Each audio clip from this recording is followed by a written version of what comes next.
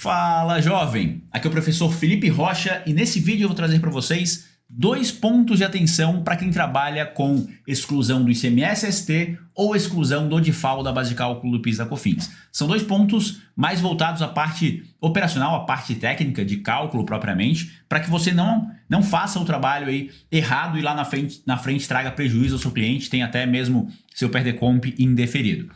São 2 pontos de atenção que eu vou trazer para vocês. O primeiro, relativo à devolução de venda. Isso porque muitos sistemas acabam não levando em consideração as devoluções, então vou trazer esse ponto de atenção para vocês.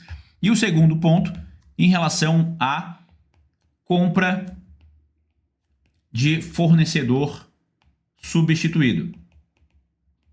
Essa segunda observação aqui, segundo ponto de atenção, vale apenas para a tese da exclusão do ICMS-ST. Vamos primeiro à devolução de venda. Quando você executa o trabalho de exclusão, você está reduzindo a base de cálculo do seu débito de PIS e COFINS, retirando da base de cálculo o valor do DIFAL, retroativo aos últimos 60 meses, ou até mesmo excluindo o ICMS-ST, no caso de contribuinte substituído que realiza a operação interna, produto tributado pelo PIS e COFINS e com substituição tributária do ICMS. Quando você exclui da base de cálculo da venda, você necessariamente precisa também fazer a exclusão da base de cálculo do crédito referente às devoluções de vendas. Então, se a gente estiver falando aqui da tese da exclusão do DIFAL, quando você tiver devolução no CFAP 2202, cujo remetente seja um não contribuinte, ou seja, sobre aquela venda houve a incidência do DIFAL, você deve lembrar-se de excluir o DIFAL da base de cálculo do crédito. Do contrário, veja só, você vai ter sobre a venda uma base de cálculo menor do que o crédito que você está apropriando sobre a devolução. Então você vai debitar menos do que creditar. Então você necessariamente precisa ajustar a base de cálculo das devoluções de venda. E em se tratando de exclusão do ICMS-ST, seriam as devoluções no CFAP 1411. Então, devoluções em que teve DIFAL na venda ou devoluções em que você excluiu o ICMS-ST da venda, você deve lembrar de fazer o ajuste da base de cálculo do crédito dessas devoluções. Eu faço esse alerta porque eu sei de sistemas que não fazem esta exclusão da devolução de forma automatizada. O sistema que hoje eu utilizo já faz a exclusão da devolução depois de termos solicitado a eles que fizessem o ajuste. Mas eu já trabalhei com sistemas que não fazem a exclusão da devolução, então fiquem alerta. No caso da substituição tributária, é mais tranquilo, porque se entrou no CFAP 1411, você sabe que tem que fazer o ajuste da base de cálculo do crédito. Já no caso do DIFAL, não, porque nem toda devolução 2202 teve DIFAL sobre a venda, porque você pode ter venda no 6102, você pode ter venda no 6108, no 6102 não tem DIFAL, no 6108 tem DIFAL, mas ambas as devoluções virão no 2202. Então você não consegue identificar apenas pelo CFAP o que tem e não tem DIFAL. Teria que ir além, né? Se o seu sistema não traz um controle referente a essas devoluções, você vai precisar criar um controle próprio para não acabar gerando um crédito maior do que o devido para o seu cliente, e isso lá na frente pode trazer prejuízo. Então, o primeiro ponto de atenção são as devoluções de venda. Lembre-se de fazer a exclusão da base de cálculo do crédito.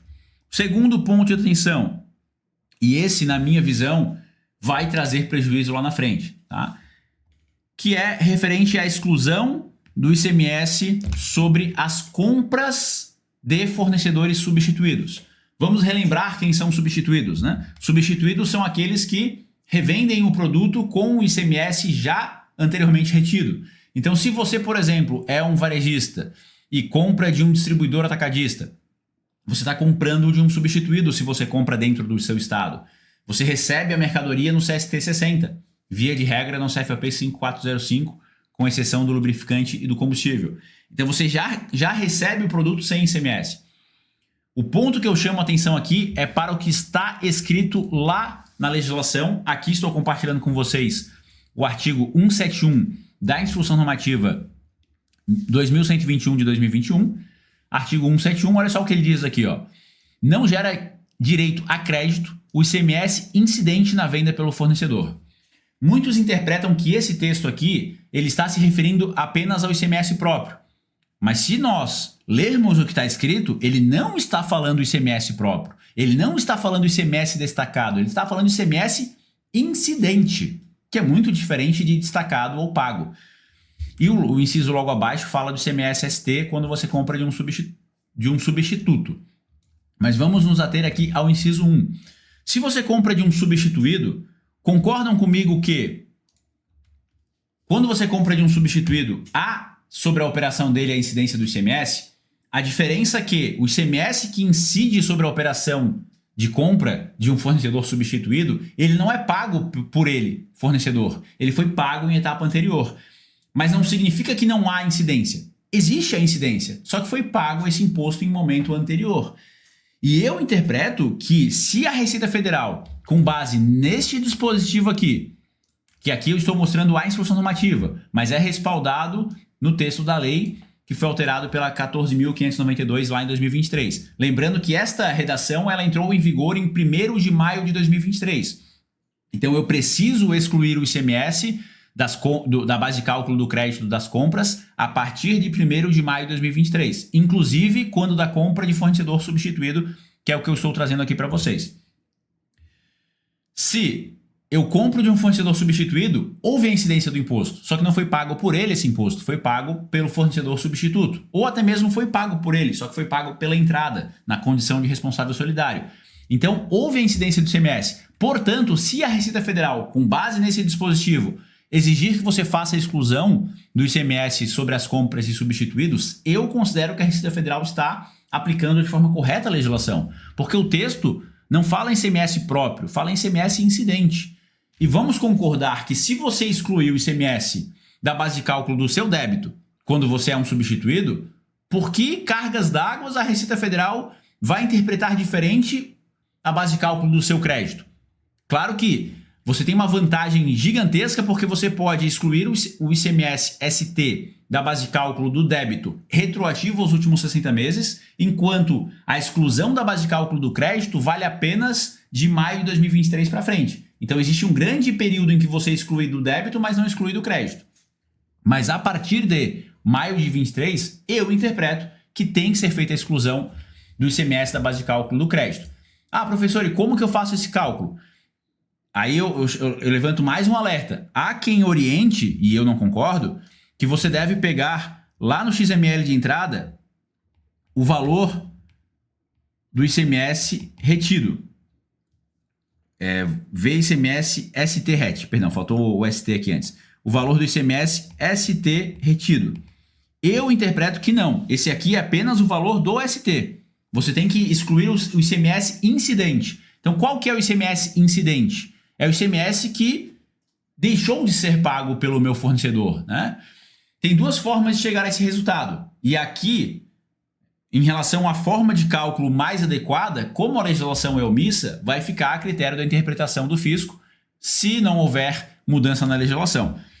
Tanto a Receita Federal pode interpretar que a este valor do ICMS retido tem que ser somado o ICMS próprio do substituto, que seria basicamente o total do ICMS incidente sobre a operação, ou, ao invés de considerar o ST retido mais o próprio, considerar o ICMS que seria devido pelo substituído, que é chamado também de ICMS efetivo. Se nós buscarmos na estrutura do XML, tem lá o valor do ICMS efetivo, que corresponde ao quanto seria devido se a operação fosse tributada. Basicamente, para você chegar no ICMS efetivo, é o valor da operação praticada pelo substituído multiplicado pela alíquota incidente. Por exemplo, você está comprando de um substituído em São Paulo. Preço de compra multiplicado por 18%. Tem as duas formas de se calcular. Eu estou fazendo o cálculo pela segunda alternativa. Eu estou excluindo o quanto o meu fornecedor pagaria se fosse uma operação tributada. Até porque em vários dos XMLs eu não consigo a informação do ICMS próprio. Qual é a outra alternativa? Pegar a base de cálculo do ICMS ST, que normalmente está preenchida, pegar a base de cálculo do ICMS ST, VBC ST RET, então a base de cálculo do ICMS ST retido, e multiplicar essa base de cálculo pela alíquota interna. O resultado é o que você exclui da base de cálculo do seu crédito. Tá? O resultado você exclui da base de cálculo do crédito.